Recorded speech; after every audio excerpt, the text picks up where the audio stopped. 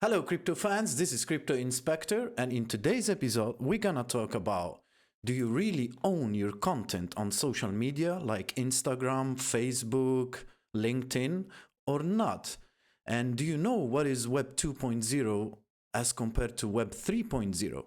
So let's hop into that discussion. So as you can see here, now I'm on Rarible. Okay, so Rarible, you can make your content here, and I have a link in the description how to make your own NFTs on Rarible. Okay, so basically what happens, what are we gonna talk about? So when you post on Instagram, okay, so if you go to their terms and condition, I'll link that also in the description. If you read what happens to your content, so they say we do not claim ownership of your content, but you grant us a license to use it. So when you make a post, you spend hours, days, and post it on Instagram, which is Web 2.0, you actually, like, nothing's changing about your rights in your content, but we do not claim ownership of your content. That's fine, that you post on or through the service, and you are free to share your content with anyone else, wherever you choose, blah, blah. However, we need certain legal permissions from you, known as license to provide the service.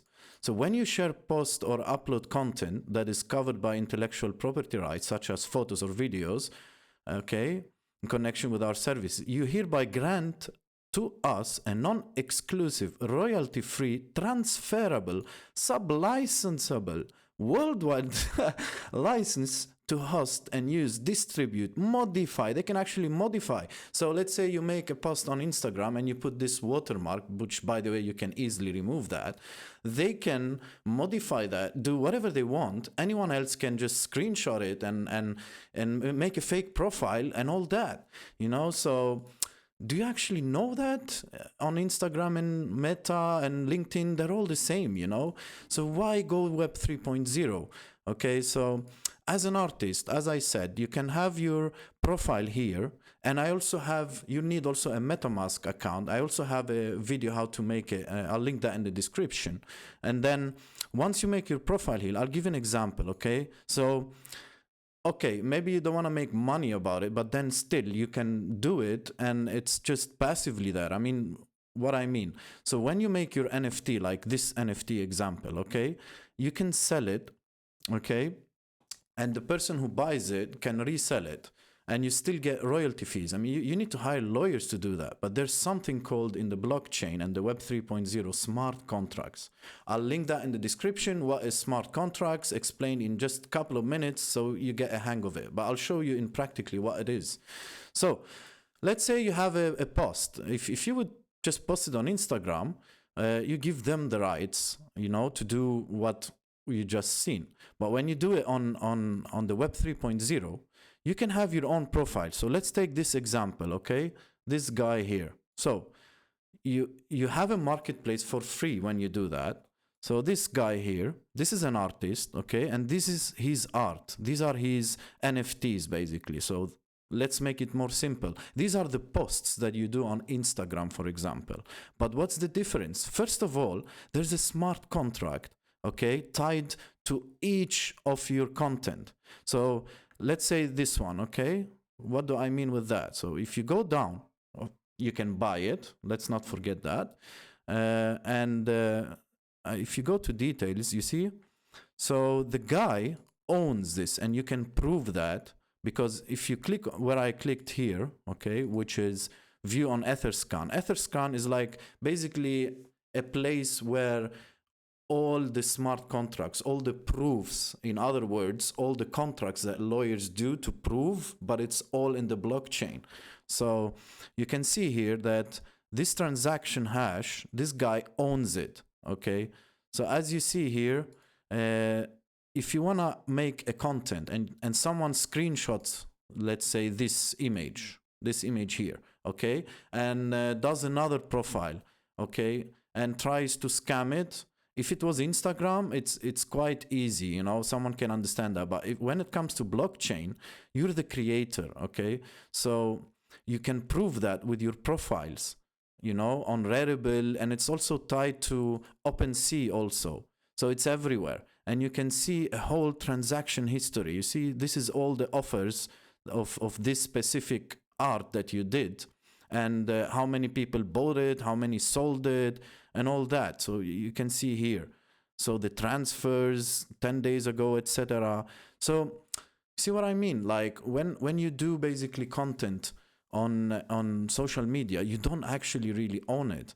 So if you transition to Web 3.0, which it takes you 3 minutes, okay? Actually, once you learn a couple of seconds into a minute, so once you make your content to upload it here, and I'm not telling you to remove all Instagram and Facebook. I mean, there's an audience there. There's still time people to understand what I'm explaining, and everyone eventually will transition to that, okay? And then you make your profile here, for example, like this artist. Nicely done, all your content is here, and there's a lot of features also, like unlockable stuff.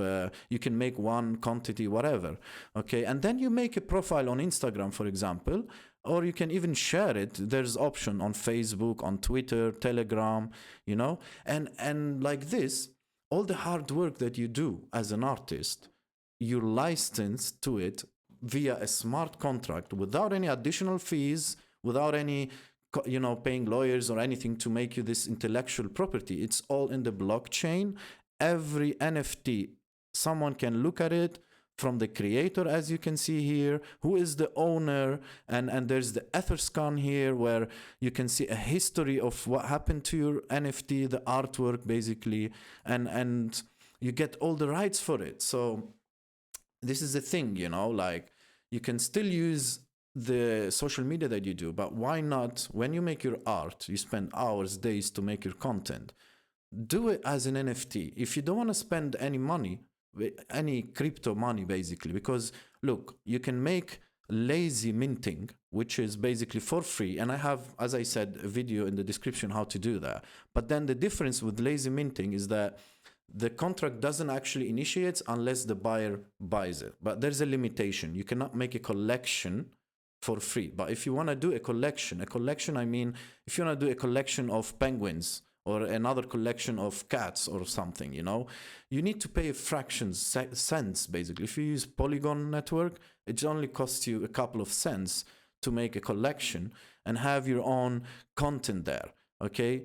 And that's it, isn't it better like this? So you own your rights. So this is, people they read about Web 3.0. What is it? Okay, you want to get into Web 3.0, get a MetaMask account or something similar. If you're an artist, you do videos, you can also do the same thing with images, with videos, or any other format, or even a full program, a script, anything. So that was it. It was a 5-6 minute video explaining to you what is happening basically with the traditional Web 2.0, aka basically Instagram, Facebook, all these, that you don't own your rights. They can do whatever they want. But if you go to the Web 3.0, which it takes you a couple of seconds to learn what is a MetaMask, an account, a quick video of a smart contract, which I'll link those step by step in the description, and then you own your artwork in the blockchain. Each specific NFT has an address, there's a history about it, and it's tied to your own contract. So that was it. Crypto Inspector is out. And by the way, don't forget to like, subscribe, and share. And if you don't understand anything, just comment in the description and I'll make a video explaining to you exactly that term or anything that you haven't understood. So double time. Crypto Inspector is out.